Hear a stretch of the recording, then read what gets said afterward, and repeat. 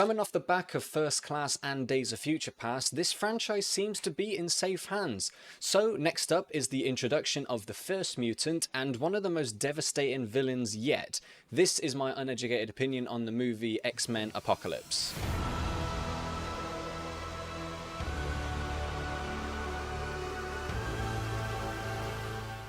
Spoiler warning ahead, I completely forgot to mention in the previous video, so I'd like to mention it here so you've just been warned. I think the best place to start is with the villain himself, and that is Apocalypse, played by Oscar Isaac. And when he was announced, I feel everyone loved the casting and felt he would have been a really good choice to play a compelling villain. Unfortunately though, this just doesn't work as a whole. I remember in a run-up to this with the first look being revealed, and a lot of people were upset about how Oscar Isaac looked as Apocalypse. And honestly, for me, I couldn't care less. I think he looks pretty alright, and I even quite like the backstory they give him at the start where he acquires all of his powers by transferring his consciousness from body to body, so that explains away with him pulling out different powers and makes him a formidable foe. Am I the only one that notices how Apocalypse's awakening is similar in this movie to Ultron's in his, experiencing the new world through the internet and seeing how bad the humans are, etc. It's just a little note. However, like a lot of scenes in this movie, they are set up with a lot of intrigue, but then is resolved in a really unsatisfying way. For example, Charles reconnecting with Eric and trying to find out what's going on is really impactful. Then the impending doom is on the doorstep when Apocalypse is taken over, resulting in Havoc having to just destroy Cerebro. It certainly raises those stakes. But then it is just left with an absolute wet fart of a conclusion where Apocalypse just sends the nukes up into space. Why doesn't he just blow everyone up with their own weapons? Surely you'd be then sending that message by relying on your own creations doesn't make you the supreme beings. He even says to Magneto later, "Rip everything they've built from the ground. Wipe clean this world." Dude, you literally just had all of the nukes on the planet. Do it yourself. He actually helps the entire fucking world by getting rid of all the nuclear weapons. That's the ideal world that we all should live in today, really. So Apocalypse wants to gather the new Horsemen, and he ends up recruiting Storm, Psylocke, Archangel, and Magneto. Now, I have no problem with those being the mutants that he acquires, but the way he goes about them, it's kind of lazy and uninteresting. They're the first ones he comes across, and he just accepts them instantly. Yes, Psylocke mentions that she knows the mutants that he is after, but there are no scenes where they go through different options. Am I really believing that out of all the mutants Caliban and co have come across, that the guy with wings and the woman that has a purple laser are the best options for him? Lastly, a thing that really puts me off his character is the weird shit that they do with his voice.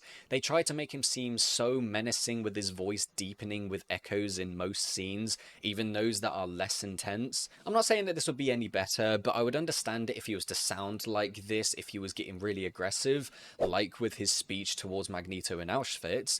And we know that Oscar Isaac is a really great actor and could very well deliver his lines with impact without the modulation, so just masking his own performance is a baffling decision. Of the three new mutants that join the Horsemen, I think that Alexandria Shipp as Storm is the most interesting, which makes sense since she has the most development out of all of them. Olivia Munn plays Psylocke and honestly doesn't get a whole lot to do in this movie, just cuts through a car whilst jumping through midair. Yeah, that looks cool. Okay, so I mentioned in the previous video about the timeline and how I personally don't find it that confusing, and well, what's confusing now is which characters has already been introduced and what era they were around. We first meet Angel in X-Men The Last Stand, which is set in the 2000s, and then we see him in this movie, which is set in the 80s. So what's going on there? You had one job, and an easy job of that, to keep the continuity simple, and you fumbled it already. Now, everyone, come closer. We have another opportunity.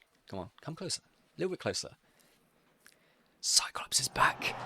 Yes! Yes, yes, yes, yes, he's back! Now, how is he? It's fine. I mean, we get yet another introduction to this character, which we already have, and even though that was a dogshit movie, I don't see why we have to do it again. It's like we're doing another reboot within a reboot of this franchise. But Ty Sheridan does a good enough job in the role, which you could say that for the rest of the younger X-Men characters that are reintroduced into this movie.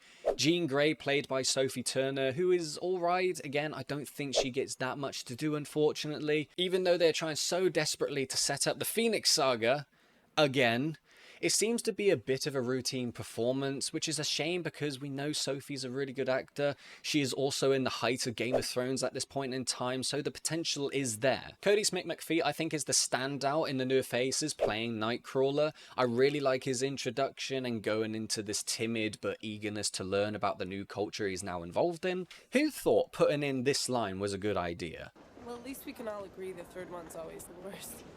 Were they tempting fate, or were they just trying to cover their asses because they knew this was the worst one in this new trilogy? Michael Fassbender as Magneto is so fucking good, especially in the moments where he loses his family. And even though he is great and we all love him, do we really need to put him through another traumatic event just to make him turn evil again? It just feels a little bit unnecessary because he's already got good enough motivations to hate the humans. I've also briefly mentioned this before about how it's weird that there are some scenes and people not talking in their native language to each other, and it's sort of the same in this way. I don't get why Magneto just doesn't speak Polish to the other workers. I'm sure there'd be one of them in the background just being like, dude, what the fuck's he saying? I can't hear him. Nicholas Hoult returns as Beast and again does a fine job. He's a little bit wasted, and like with the previous movie, I don't like the way that they've utilised his mutation, with him saying that he keeps it under control now. I don't know why someone who is helping run a school for the gifted is hiding who he truly is. This newer trilogy is going on about being mutant and proud after all. Now, another blue mutant that is still here is Mystique, played again by Jennifer Lawrence, and in the last two movies I have liked her a lot in the role, but in this one she seems to be a little bit disinterested, and I get the feeling that she just didn't want to be there. Now, I mentioned again that Jennifer Lawrence has expressed her negative experiences with the makeup process for this character, so they tried to keep out of the blue form as much as humanly possible, but the only line I took note of with her character is when she says, "No, Charles, they still hate and fear us. It's just harder to see because they're more polite about it." That makes enough sense of why she's still trying to hide away. Compare that to Hank McCoy and being Beast. So I guess you could say that she really does seem like one of the passengers in this movie. I'm not sorry. Quicksilver is back, and they really wanted to up the antics from the kitchen scene in Days of Future Past, so why not save students from a school as it's blowing up? It is such an incredibly fun sequence, and Evan Peters is a delight as always as the character. I really like how after all the highs of that scene, the tone is brought down with the realization that Havoc was closest to the blast, but the emotional realization of a well-liked character dying is immediately brushed aside with Stryker turning up and diverting the entire movie to this sequence with Wolverine. Look, I love Wolverine as much as the next person, and yes, woo, look at him go all berserker mode properly, and it's given us a better version of the Weapon X program compared to X-Men Origins, but holy shit is this entire part of the movie so unnecessary. What makes it worse is that they have to have all the mutants captured directly after the scene with Quicksilver saving them all. You know, the character that is super fucking fast and can just react quicker than you can pull that trigger. They were really that desperate to include this cameo and just gave up on thinking about when best to have it or whether to have it included in this movie altogether. Maybe if you spent that entire time actually developing the villains and the newer characters, you might actually end up with a more interesting movie. But then again, what am I to say? It's just my uneducated opinion. I don't understand why Quicksilver just doesn't let Magneto know that he's his son. This is essentially the end of the world, and hopefully you've been informed that Magneto has lost his family, so surely this is the best time for him to know that he's not alone, and for it to be the final push for him to switch sides.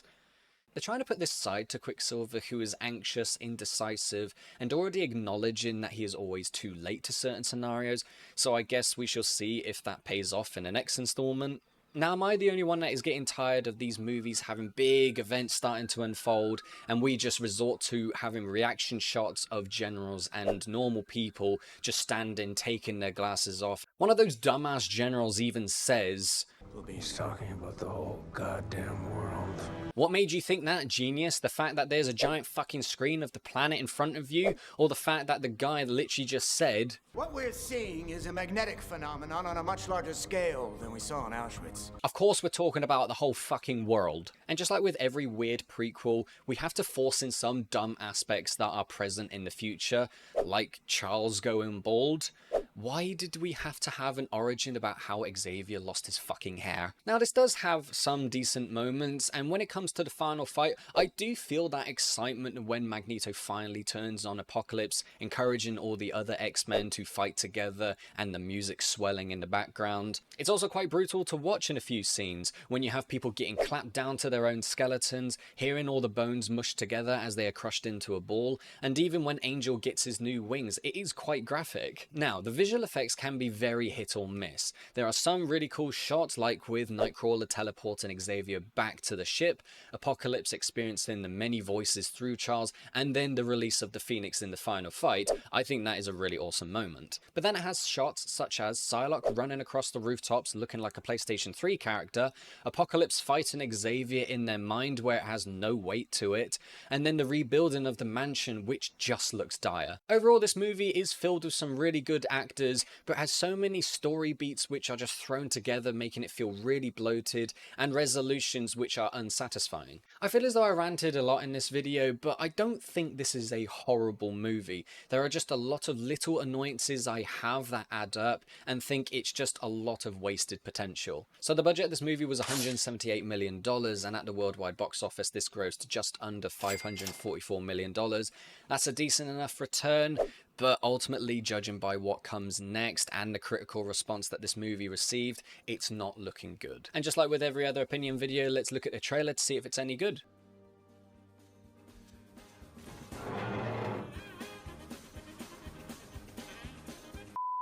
Okay, so this is really weird. I really liked that trailer. It gave me the same sort of impression as seeing the Age of Ultron trailer, and even Infinity War, with it being somewhat the end of the world. I mean, it being called Apocalypse, of course it should be. And they even don't use the voice modulation on Apocalypse in this trailer, so I don't know why they added that in the final film. It kind of ruined that. But then it just ends on this big reveal of Professor X being bald in a wheelchair. Well, did you expect us to just jump out of our seats and being like, yeah, he's bald now? That's... what the fuck, dude? I remember there was also a trailer that got released and it actually revealed that Wolverine was gonna be it. Why the fuck would you do that? I mean, why would you have that moment in the movie anyway? Just... oh dear, what a mess. And that's about it. Thank you everybody so much for watching this video. If you liked it, give it a like. Comment down below what you thought of the movie. Do you think, like me, with this having a lot of wasted potential? Or do you think this is a little bit underrated? Is there some good aspects about this that you thought of that I forgot to mention? Comment down below also what you think I could do better for next time. Subscribe, ding the notification bell. Share around to your friends and family if you think they'd enjoy this sort of content. If you want to see more of me, I'm on twitch.tv/Rizikins. There I play single player games, going through Bloodborne currently. And I also play with my girlfriend Jem and my good friend Sir Razzie, playing co-op games together, obviously. Hope to see you there. Thank you everybody so much again for watching, and take care.